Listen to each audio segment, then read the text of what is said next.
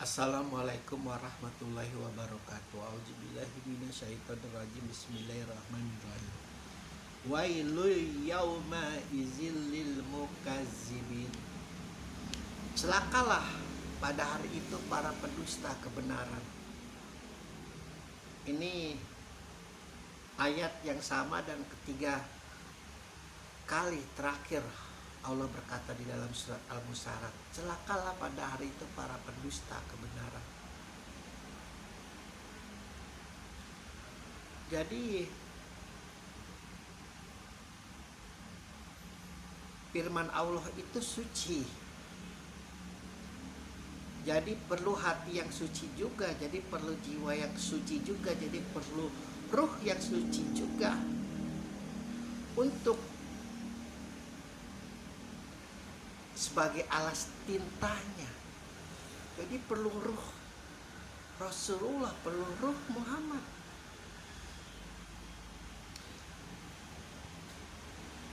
Orang suci itu di atas orang yang cerdas, orang yang pintar.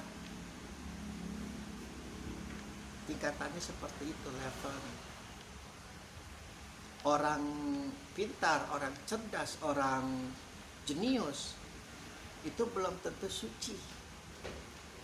Namun manusia suci itu udah pasti pintar, sudah pasti cerdas, sudah pasti jenius. Tidak bisa dinafikan. Makanya meskipun Rasulullah itu tidak bisa membaca, tidak bisa menulis, namun kecerdasannya tidak bisa dinafikan karena Rasulullah suci.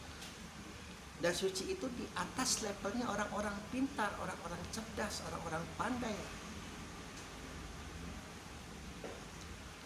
Bisa saja Rasulullah tidak paham itu ilmu Pitagoras, bisa saja Rasulullah tidak paham ilmu aljabar, geometrik dan lain sebagainya.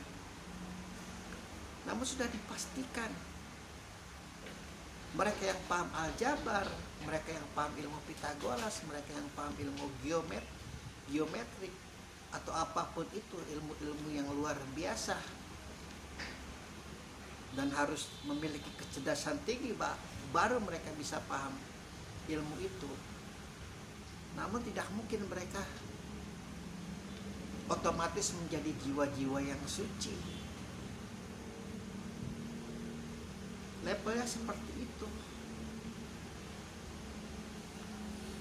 Makanya sangat sangat disayangkan kalau mereka yang pandai, mereka yang pintar, mereka yang cerdas, mereka yang jenius itu tidak memiliki ikatan kuat dengan Allah, tidak memiliki ikatan kuat dengan Al-Quran, tidak memiliki ikatan kuat dengan, kalau dia beragama Islam, dia dengan Islamnya. Sayang, sangat disayangkan. Karena sekali lagi Allah berkata, hai kaum jin dan seluruh manusia, buatlah satu ayat saja yang menyerupai Al-Quran. Allah bersaksi, kau tidak akan pernah mampu. Dan keindahan Al-Quran ini bisa juga kita ditemukan dalam surat Al-Musyarat. Bagaimana bertahap Allah menyampaikan kabar gembira sekaligus memberi peringatan yang nyata. Ancamannya adalah yang pertama, dia langsung pada tingkat klimaks. Lihatlah kaum kafir Quraisy, aku telah membinasakan umat-umat terdahulu, dan aku pun akan membinasakan umat-umat yang akan datang. Lalu kemudian tingkatan kedua Allah katakan lagi, wahai kaum pendusta kebenaran. Diingatkan dari klimaks. Kenapa Allah bisa berkata itu? Karena aku punya hak atas hidupmu. Engkau itu dari air mani yang hina, aku yang menaruhnya di roh, aku yang menaruhnya di rahim yang kuku, lalu kemudian aku yang keluarkannya pula pada batasan ditentukan. Lalu kemudian pada tingkatan ketiga nih kita akan temukan kenapa Allah sampai mendogmakan bahwa dia yang telah membinasakan umat-umat terdahulu, dan dia juga yang akan membinasakan umat-umat yang akan datang. Dan dari kalimat-kalimat membinasakan umat-umat yang akan datang itu artinya yang namanya kejahatan, yang namanya maksiat, yang namanya kemungkaran itu tidak akan pernah lepas dari muka bumi. Itu yang harus dipahami agar kalian yang sedang belajar tentang kebenaran, tentang Islam, jangan jadi orang yang tolol, goblok, bodoh, langsung mendogmakan dirinya. Aku harus bantai kaum kafir. Aku harus mengislamkan seluruh dunia. Aku akan kuatkan, besarkan mazhabku. Sementara Allah berkata, aku akan binasakan umat-umat yang akan datang karena mereka menjadi pendusta kebenaranku. Lalu bagaimana mungkin Allah memastikan kejahatan, kemaksiatan, kemungkaran itu akan pasti ada di muka bumi. Lalu kau akan tupas itu semua. Kau akan hancurkan itu semua. Berarti kau lebih besar daripada Allah. Kau lebih besar daripada Tuhan. Kau menyembah Tuhan tapi kau merasa lebih besar daripada Tuhan. Kau merasa lebih hebat daripada Tuhanmu karena kau berdogma akan meluluh lantakan segala sesuatunya yang tidak sesuai dengan kebenaran. Lah, bagaimana? Jahatnya tuh luar biasa, bisikan laknatullah. Kalau kalian mendengar ayat-ayat kuliah sebelumnya itu setahap demi setahap itu laknatullah. Rencana A gagal, rencana B, rencana B gagal, rencana C, rencana C gagal, rencana D. Terus kalau huruf abjad sampai Z doang, ya 1 miliar punya rencana bagaimana meluluh lantakan yang namanya akal budi manusia, hati manusia, hawa nafsu manusia.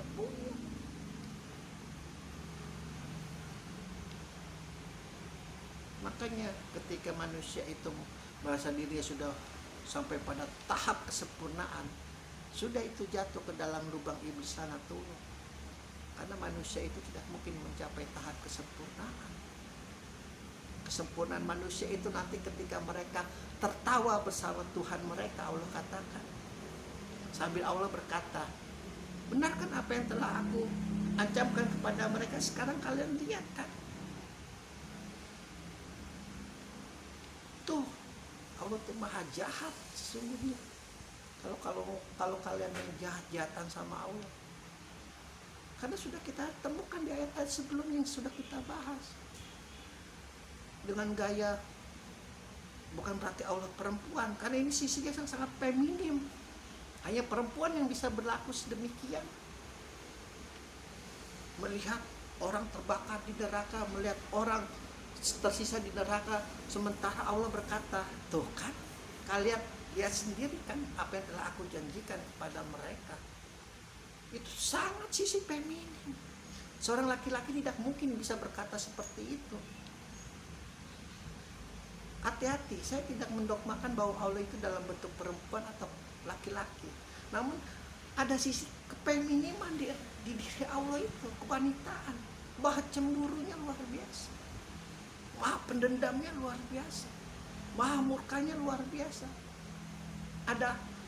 Namun ada hadis dari Rasulullah, ada keyakinan dari seluruh ajaran tentang Islam, tangan kanannya lebih cepat sampainya daripada tangan kiri. Kasih sayang lebih cepat datangnya daripada ajabnya. Itu Allah pasti. Maka kita lihat ini, celaka model apa lagi ini? Setelah Allah mengancam membinasakan umat-umat terdahulu, lalu umat-umat yang akan datang. Lalu kenapa hal itu bisa terjadi? Karena aku punya hak untuk atas hidupmu. Lalu Allah sekali lagi berkata, celakalah pada hari itu para pendusta kebenaran, yang melecehkan Al-Quran, yang mencemoohkan Al-Quran, yang membakar Al-Quran, yang menganggap Al-Quran itu sangat-sangat luar biasa jahanam. Allah akan mencelakakan mereka. Jadi tidak perlu sampai bertingkah laku memiliki hak untuk membumi hanguskan manusia bagi mereka yang tidak percaya kepada Allah. Tidak tuh. Pergerakan Allah lebih sadis, pelan tapi pasti, bisa saja cepat. Alhamdulillahirabbil alamin.